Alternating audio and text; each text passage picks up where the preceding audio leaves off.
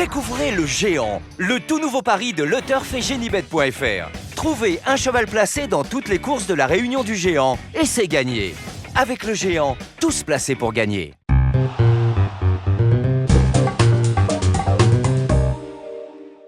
Bonjour à tous, heureux de vous retrouver sur le plateau pour votre quotidienne reçue 5 sur 5, l'émission du Quintet Plus et du Top 5.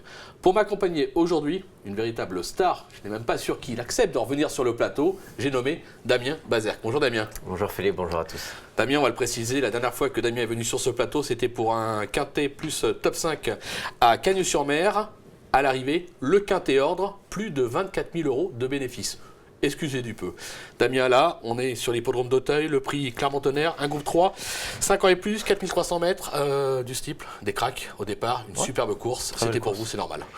C'est gentil, ouais, non mais de toute façon là je pense que si je donne le quintet dans l'ordre, quoi qu'il arrive, il fera pas autant que l'autre, mais bon, on va tenter de rester sur la même route, comme ça peut-être que je pourrais faire la une des journaux avec mon nom, je ne sais pas, mais peut-être que c'est une piste à explorer en tout cas. Philippe.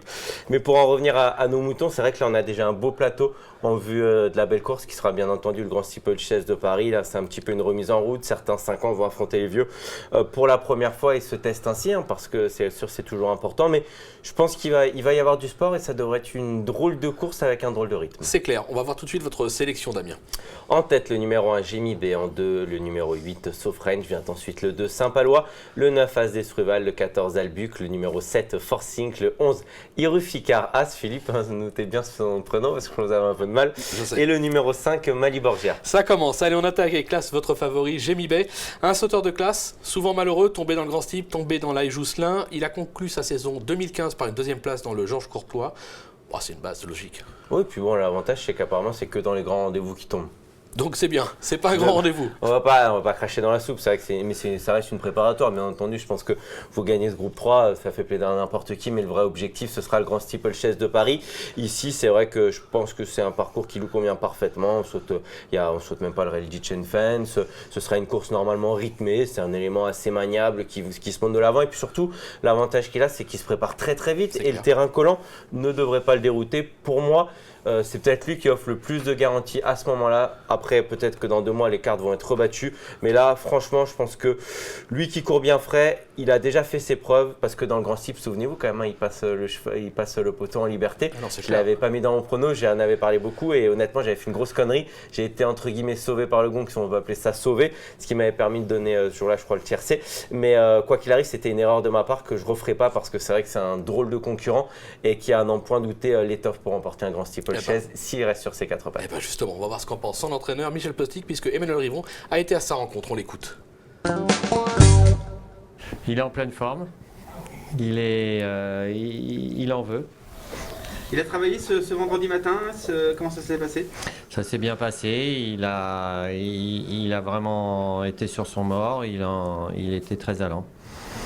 Donc ce dimanche, dans le Clermont-Tonnerre, il effectue sa rentrée? Il effectue sa rentrée, il court toujours bien frais. Maintenant, c'est pas un lot facile. Est-ce quand même qu'on peut l'envisager pour une place? C'est un bon cheval. Nous, on y va. On pense sincèrement que c'est un crack. On y va pour être là, mais on verra bien comment ça va se passer. Voilà, bon, c'est la base, on va pas revenir sur les images, mais le cheval derrière, c'était bien Genibet. Eh oui, il est pas très grand, mais bon, il a du talent, comme quoi. Plus de classe que vous. Ça veut rien dire. On passe au numéro 8, Sofrange, qui n'a jamais fini plus loin que 2e sur le steeple d'Auteuil, avec notamment un succès en fin d'année dernière dans le Maurice-Gillois. On va le voir là, s'il est cerclé, sur cette performance, obligé de le retenir très loin. Là, on voit bien quand même, il bouge bien les crayons, il a un sacré jeu de jambes, il est courageux pour bien repartir, et c'est vrai que c'est un élément que je vous avouerai que j'aime beaucoup, que je suis en constant progrès. Là, il battait Cobrook notamment, c'était vraiment un drôle de lot. Je pense, un élément, déjà, bon, c'est un fils de polyglotte, donc le terrain, aucun problème, ça on en est sûr, mais je pense que c'est un élément qui n'est peut-être pas encore arrivé forcément à maturité. Maintenant, alors, est-ce qu'il pour courir le Grand Steeple ou pas, ça c'est une autre question. Maintenant, là, je pense qu'il a l'étoffe pour courir face aux vieux. Je pense vraiment que c'est un élément qui ne nous a pas encore montré, mais je trouve il est resplendissant. Et puis le coup d'après, vous avez vu comment il s'était imposé. Bon, le lot était moins relevé certes, mais il s'est imposé comme à la parade. James Révélé, je pense que des comme ça, il n'a pas dû, avec autant de kiff que ça. c'était incroyable ce qu'il faisait. C'est un super cheval. Moi, ce serait mon coup de cœur. On verra comment ça va se passer. S'il gagne, rien n'est interdit, mais ça pourrait être mon coup de cœur parce que je l'adore celui-là. Je l'ai mis derrière Jamie Bay. Parce que Jamie Bay, il faut remettre dans le contexte, pour moi, c'est un champion. Lui, c'est un champion en devenir. Mais s'il vient battre dès là Jamie Bay, attention à lui. Pourquoi pas pour un grand steeplechase parce que ça reste un drôle de cheval. Il y a du frisson, hein. C'est extraordinaire. On passe au numéro 2, Saint-Palois. On reste avec les cracks. 2 fois deuxième de la Jousselin. Au papier, c'est un prétendant au succès et un prétendant pourquoi après dans la grande course. Oui, bien sûr. Bon, je pense que là, il va suivre la route, enfin les chemins de traverse jusqu'à la Belle. Normalement, là, c'est pas dit qu'il soit non plus à 100%. Pour ça, finalement, ça sert à rien d'arriver trop vite, trop frais. Malgré tout, il a déjà prouvé qu'il avait largement l'aptitude avec tous ces chevaux-là. Maintenant, c'est vrai qu'il a été battu plusieurs fois par Jamie Bay, donc est-ce qu'il serait pas un peu en retrait de certains? Je pense que oui, potentiellement, dans le grand jour, il sera pas en tête de mon pronostic. Maintenant, j'aimerais bien qu'il porte ma casaque parce que c'est quand même un cheval qui va partout, qui est là depuis qu'il est tout jeune. Il a eu très peu de problèmes. C'est vrai que l'an dernier, il était tombé malheureusement dans le grand steeple. Il avait encore du gaz à ce moment-là. Et puis il est maniable, il va de l'avant. Le rythme de la course devrait le servir. Donc c'est vrai que vous avez tout dit. Et Philippe, c'est une base. Peut-être pas un gagnant en puissance parce qu'il peut manquer encore de ça et il aura d'autres objectifs, mais c'est une base dans cette course. Oui. J'avais tout dit, mais vous avez encore trouvé des choses à dire quand même. C'est assez étonnant. On passe au numéro 9, As d'Estruval. Ses 3 dernières tentatives sur le steeple d'Auteuil se sont soldées par des succès. Alors certes, il manque de catégorie, mais le cheval est très estimé.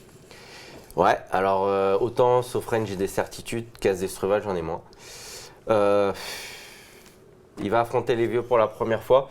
Comme vous l'avez stipulé, il monte de catégorie. Certes, il a une marge de progression, mais je vous avouerai que visuellement parlant, il ne m'a jamais donné les mêmes impressions qu'un Sofrench par exemple. Donc c'est vrai qu'il faudra le mettre dans son pronostic. Maintenant, s'il venait à dégeler, il y aurait pas non plus, je ne serais pas non plus étonné. Je suis mi-figue, mi-raisin. Je suis mi-figue.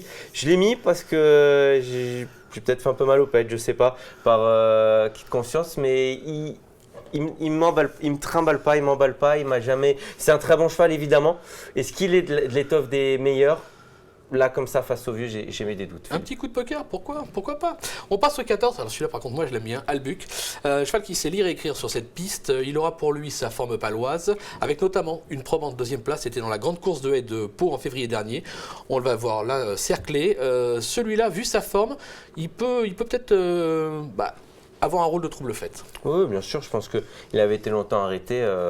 Donc là, pendant le meeting de Pau, il a tout le temps couru. C'est un cheval qui avait fait l'arrivée du grand steeple en 2014. Cinquième, exactement, voilà.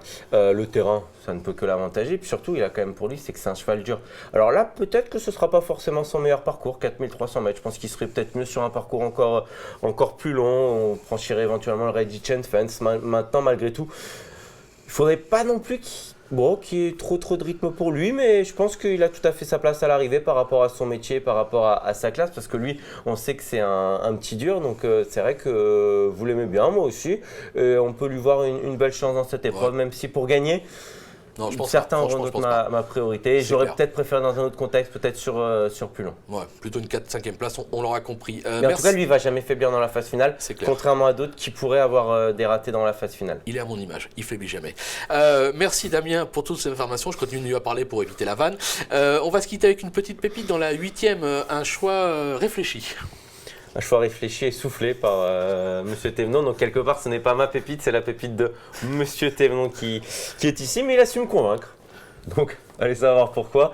Tout est possible dans la vie, comme donner un quintet à 25 000 €, que Philippe arrive à me convaincre sur un cheval. Mais c'est vrai que ce 804 Reine Pieuse donnant son numéro a des atouts à faire valoir. En plus, c'est un entraînement que j'aime beaucoup, Donatien Sourdeau de Beauregard. Je trouve qu'il n'a pas énormément de chevaux, mais il s'y prend vraiment très bien, puisque tous ses chevaux progressent, ils arrivent prêts sur leur course. Et puis elle, je pense qu'elle est prise à un bon poids, elle a des lignes plutôt sympathiques. Je pense que là, il va vraiment pas falloir la sous-estimer. Et je pense qu'elle va être prise à une cote sympathique et elle va peut-être permettre à Philippe de faire des bons dimanche devant sa télé. Eh ben j'espère, franchement, et je vous le souhaite surtout. Vous changez de chemise si elle gagne. Pas de problème, je me mets en bleu.